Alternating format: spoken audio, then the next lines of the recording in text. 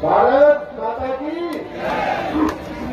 भारत माता की, भारत माता की, वंदे वंदे वंदे।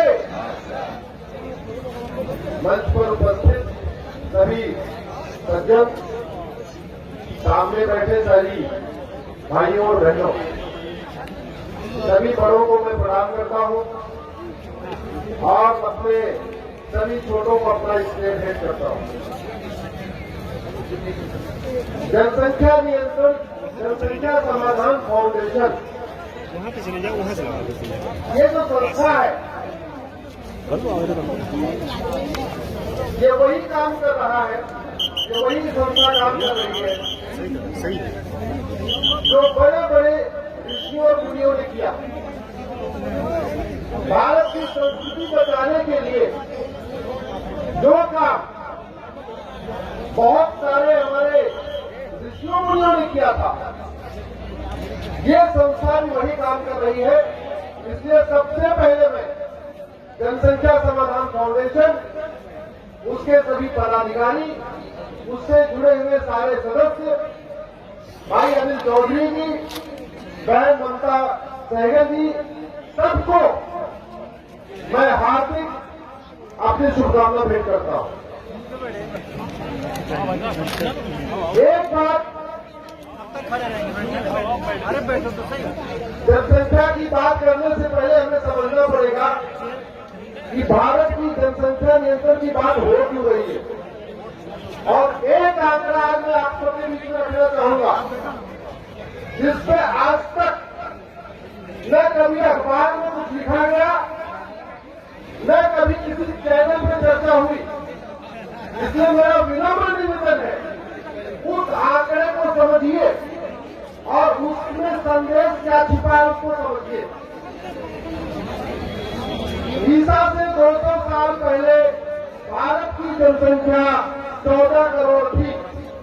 और आप लोग इसको गूगल कर लीजिए, डेमोग्राफी ऑफ इंडिया, बाद में कर लीजिएगा मुझे सुनने के बाद, तो आपको भी स्पष्ट हो जाएगा। ईसा से 200 साल पहले, यानी अब से 2200 साल पहले भारत की जनसंख्या 14 करोड़ थी। उस 100 साल के बाद भारत की जनसंख्या बढ़ी 15 करोड़ हो गई। जब ईसा शुरू हुआ जनसंख्या और बढ़ी 16 करोड़ हो गई। ईसा के 100 साल के बाद जनसंख्या और बढ़ी 18 करोड़ हुई। दूसरी शताब्दी में 20 करोड़ हुई। तीसरी शताब्दी में 22 करोड़ हुई।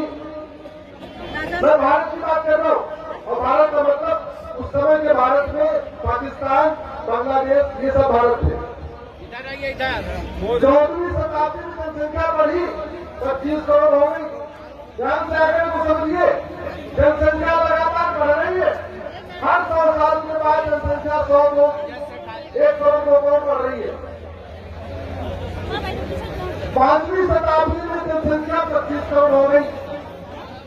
6वीं शताब्दी में जनसंख्या 35 करोड़ हो गई।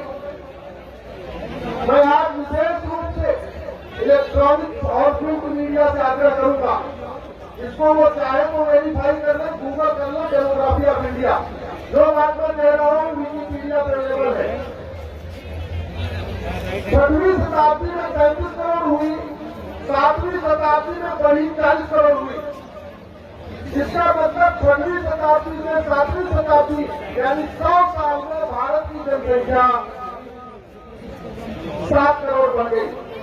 लेकिन अगले 100 साल में 8वीं शताब्दी में जनसंख्या बढ़ी नहीं, जनसंख्या घटी। अगर 6वीं शताब्दी से 7वीं शताब्दी में 35 करोड़ से 40 करोड़ हुआ, 7 करोड़ बढ़ा, तो 7वीं से 8वीं में भी कम से कम 7 करोड़ बढ़ना चाहिए था। 40 से 47 करोड़ चाहिए था, लेकिन 40 से 47 नहीं हुआ, 47 में 39 हो गया, जनसंख्या कम हो गई।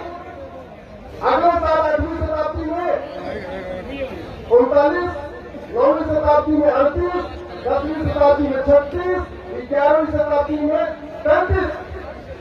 आप देखिए हर 100 साल में जनसंख्या घटती जा रही है। 10वीं शताब्दी में बहुत घटती आया था।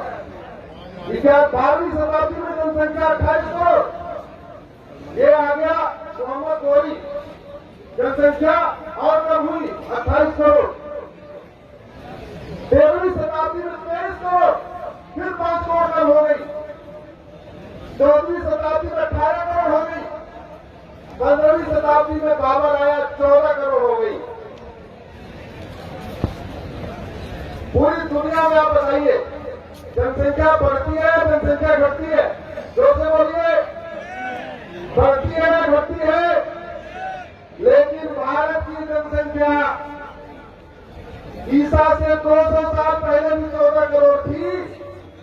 बाबर के बाद 17वीं शताब्दी में भी 14 करोड़ थी। इसका मतलब 1900 साल में भारत की जनसंख्या बढ़ी नहीं। जानते क्यों नहीं बढ़ी? क्योंकि भारत बढ़ता रहा, भारत घटता रहा, भारत घटता रहा। 7वीं शताब्दी तक जनसंख्या बढ़ी है। मैंने आंकड़े आपको बताए। 6वीं शताब्दी में 35 करोड़, 7वीं शताब्दी में 40 करोड़। लेकिन 7वीं शताब्दी के बाद जनसंख्या घटना शुरू हुई और आते आते बाबर तक वो 14 करोड़ पहुंच गई।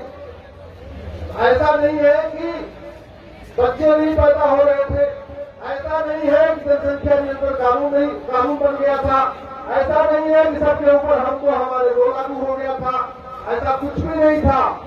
लेकिन जनसंख्या लगातार घटती गई और 14 करोड़ पे आ गई। दूसरी एक बात और जिस पर आज तक चर्चा नहीं हुई, लेकिन उस पर चर्चा होना चाहिए। क्या गोरी अपने परिवार को लेकर भारत में आया था? क्या बोलिए? क्या गजनी अपने परिवार को लेकर भारत में आया? क्या बाबर अपना परिवार लेकर भारत में आया? तो जब गजनी अकेले आया, उसके सैनिक अकेले आए, बाबर अकेले आया। मानिए इंद्रेश जी हम सबके बड़े भाई, हम सबके मार्गदर्शक आदरणीय इंद्रेश जी आ चुके हैं। हम सब एक बार ताली बजाकर उनका स्वागत करें। माननीय इंद्रेश कुमार जी का बहुत बहुत आभार भाई साहब, आपके मार्गदर्शन के लिए बहुत बहुत धन्यवाद। तो मैं आपसे पूछ रहा था, न तो गजनी परिवार लेके आया, न गजनी के सैनिक परिवार लेके आए, न गोरी परिवार लेके आया, न गोरी के सैनिक परिवार लेके आए, न बाबर परिवार लेके आया, न बाबर के सैनिक परिवार के लेके आए। तो फिर यहाँ पे जो अपने आप को बाबर का वंशज बताते हैं, जो अपने आप को औरंगजेब का वंशज बताते हैं, वो आए कहां से? यही की बहन बेटियों को जबरदस्ती कब्जा किया गया, यही की जबरदस्ती बहन बेटियों को छीना गया और जनसंख्या बढ़ाई गई। और यही कारण था भारत घटता रहा, भारत घटता रहा, भारत बढ़ता रहा। अब आते हैं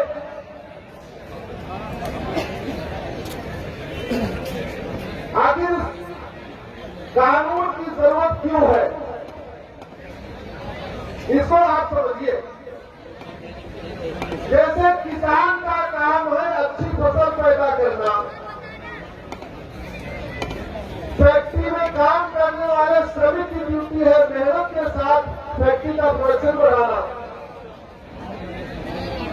छात्र का काम है, छात्र की ड्यूटी है, छात्र का धर्म है मेहनत से पढ़ाई करना। टीचर का धर्म है मेहनत से बच्चों को पढ़ाना।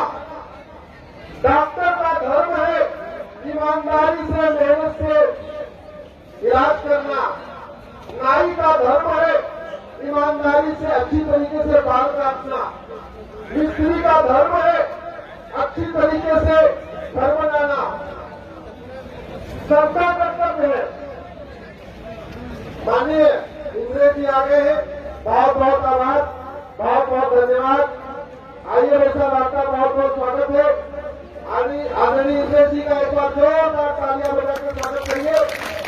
हम सबके संरक्षक, हम सबके बड़े भाई, हम सबके मार्गदर्शक, जो लगातार मिशन में लगातार हम लोगों का मार्गदर्शन करते हैं, हम लोगों का उत्साहवर्धन करते हैं और समय समय पर लगातार हमें उनका मार्गदर्शन मिलता रहता है। माननीय इंद्रेश जी आ गए हैं। तो मैं ये कह रहा था, जिस तरीके से मिस्त्री की ड्यूटी अच्छी तरीके घर बनाना, नाई की ड्यूटी अच्छी तरीके बाल काटना, ड्राइवर की ड्यूटी अच्छी तरीके गाड़ी चलाना, डॉक्टर की ड्यूटी अच्छी तरीके इलाज कराना, इसी तरीके से देश के सांसदों का क्या कार्य है बताइए, उनका धर्म क्या है, उनका कर्तव्य क्या है? अच्छी तरीके से राष्ट्र हित में, देश हित में, समाज हित में, संस्कृति के हित में कानून बनाना, ये उनकी ड्यूटी है कि नहीं? आखिर हमारे माननीय सांसदों को वेतन, भत्ता, गाड़ी, बंगला, फ्री टिकट, फ्री टिकट सब कुछ किस लिए मिलता है? जोर से बोलिए। कानून बनाने के लिए, अच्छा कानून बनाने के लिए कि घटिया कानून बनाने के लिए? तो अच्छा कानून बन रहा है क्या? क्या माननीय अपने धर्म का पालन कर रहे हैं?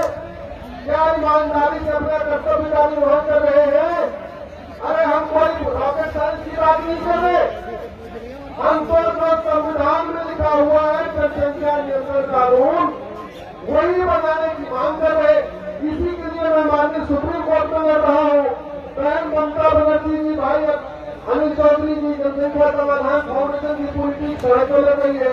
तो सड़क पर संघर्ष हो रहा है, सुप्रीम कोर्ट में संघर्ष हो रहा है, सोशल मीडिया में संघर्ष हो रहा है। फिर हमारे माननीय कानून क्यों नहीं बना रहे? उनको बनाना चाहिए कि नहीं? आप सब मानते हैं उनको बनाना चाहिए। इसी कार्य के लिए उनको वेतन भत्ता मिलता है, इसी कार्य के लिए उनको गाड़ी बंगला मिलता है, इसी कार्य के लिए आजीवन पेंशन मिलती है, इसी काम के लिए फ्री टिकट मिलता है। तो मेरा आज आप सबके सामने मैं देश के सभी माननीय सांसदों से आग्रह करता हूं, संविधान में जनसंख्या नियंत्रण कानून लिखा हुआ है, संविधान में जनसंख्या नियंत्रण कानून का प्रावधान है। जनसंख्या विस्फोट राष्ट्रीय समस्या है, ये किसी एक राज्य की समस्या नहीं है। तो आप कठोर कानून बनाइए।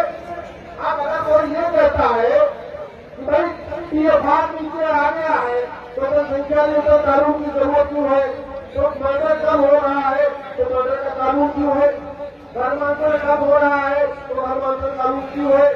लोग ट्रैफिक नियम पालन कर रहे हैं, फिर ट्रैफिक नियम कानून क्यों है? अरे बड़ी सीधी सी बात है, आप कठोर कानून बनाइए। जब तक हम तो हमारे तो फॉलो कर ही रहे, कोई जनसंख्या विस्फोट कर नहीं रहा है, तो फिर किसी को मृत्यु क्यों लगनी? फिर किसी को तकलीफ क्यों? जो तोड़ेगा वो सजा पाएगा, जो जनसंख्या विस्फोट करेगा वो सजा पाएगा, जो नहीं करेगा उसको कोई दिक्कत नहीं है। इसलिए TFR वाली एक कुछ सेकुलर बुद्धिजीवियों के द्वारा जो TFR वाला फॉर्मूला दिया गया, TFR 2.1 आ गया, TFR 2.1 आ गया। अरे TFR 2.1 आ गया, फिर तो आप और कठोर कानून बनाओ, फिर तो आप वोटर आईडी छीन दो, फिर तो आप 10 साल में जेल में डालने का कानून बना दो। जब सब लोग हम लोग हमारे तो कर रहे हैं, फिर तो किसी कोई दिक्कत नहीं होगी। इसलिए जनसंख्या नियंत्रण कानून का लोग सीधे विरोध करने की बजाय नई उन्होंने थीसिस निकाल लिया है कि TFR 2.1 आ गया, TFR डाउन हो गया है। इसलिए ये तथाकथित इंग्लिश इंटेलेक्चुअल्स के द्वारा, इंग्लिश लिबरल्स के द्वारा एक नई कहानी थोपी जा रही है। दुर्भाग्यवश कई बार हमारे सांसद भी उस झूठी कहानी में आ जाते हैं। कई बार हमारे सांसद जिनको कानून निर्माता कहते हैं वो भी उस झूठी कहानी में आते हैं। मैं ये कह रहा हूं, अगर इस देश में सब लोग ट्रैफिक रूल फॉलो कर रहे हैं तो आप रेड लाइट तोड़ने में 10,000 की पेनल्टी कर दो या 10 साल सजा कर दो, क्या फर्क पड़ता है? जब ट्रैफिक नियम का पालन कर रहे। अगर कोई आदमी चोरी नहीं कर रहा तो चोरी कितनी कठोर सजा बना दो, क्या फर्क पड़ेगा? कोई नहीं। तो वास्तव में अगर हम लोग हम जो हमारे को कर रहे हैं तो जनसंख्या विस्फोट करने वालों को आप 10 साल की सजा का प्रावधान कर दो, 10 लाख रुपए पेनाल्टी कर दो और उसके ऊपर आईडी छीन लो, कुछ भी कर दो, कोई फर्क नहीं पड़ेगा। माननीय इंद्रेश जी आ चुके हैं, आदरणीय मेरे मित्र अनिल चौधरी जी है और बहन ममता बनर्जी जी, ममता सेक्रेटरी बहन ममता सेक्रेटरी है हमारे साथ में। अभी कार्यक्रम को आगे बढ़ाते हैं और समय मिलेगा तो दोबारा हम फिर से आपसे बात करेंगे। बहुत बहुत धन्यवाद, बहुत बहुत आभार।